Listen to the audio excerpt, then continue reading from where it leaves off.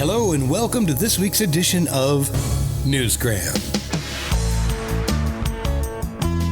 Mental health issues have been getting a lot of attention lately in the news, online, and in public conversation, and that's a good thing. Bringing visibility to something that was once kept quiet, it gives people language, awareness, and permission to speak. But talking about mental health and living with it, or even supporting someone who has it, can be very different experiences. So today, you're going to meet Lee Depneret, an author who is contributing to this conversation in a deeply personal way. Drawing from her own life living with bipolar disorder, Lee shares how that struggle led her towards self-realization and a deeper understanding of the human mind. Through research, mentorship, and the experience of being genuinely supported by loved ones, she began to rebuild her inner world, and she discovered a path that she now uses to help others who may find themselves at a similar crossroads. Her book, Healthy Heart, Healthy Mind, a map book for the soul, speaks to anyone seeking guidance, inspiration, or a sense of direction. Today, we're going to explore how Lee's lived experience, her honest reflection, and some shared wisdom can open up a new way forward, especially when the road feels uncertain. Here's Lee. I guess I was sick of people sort of not talking about it and not just the stereotypes that, not just for mental health but for many things, where mums are not really regarded as important, I think, and not just mums but kids. The stresses of today's world, I think it's been put too much pressure on people to be perfect and to be this, to be that, to be everything everyone else wants them to be. I just sort of got a little bit fed up with that. This is a heavy topic, to be sure, but Lee approaches it with honesty, warmth, and a sense of humor that runs throughout the book. I think you have to laugh at life because, you don't laugh, you cry sometimes. She tells her life story in a straightforward, matter-of-fact way that doesn't preach or instruct, but invites reflection. What comes through again and again is encouragement, permission to be yourself, to be authentic, and to stop apologizing for where you are in life. Above all, Lee emphasizes a couple of simple but powerful truths. You are good enough, and whatever happens, never give up. So what helped her the most? The ones that helped me the most was just non-judgment. Wherever you are, start where you are.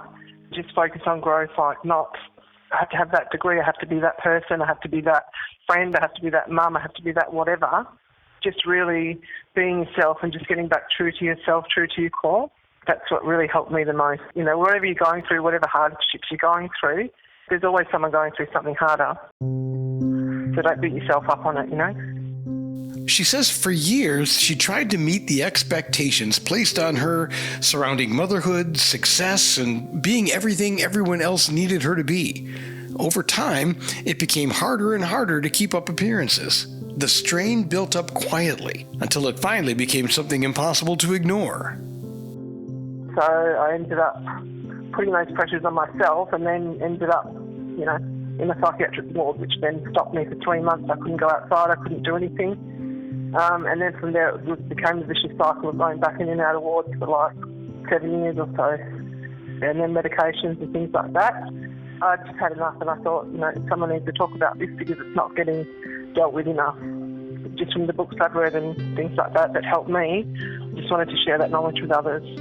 And that's what makes this book different. It's not that there aren't other mental health resources out there, but there aren't many like this one. Here, you get to hear the story directly. You learn what helped and what didn't help and what it took to move forward.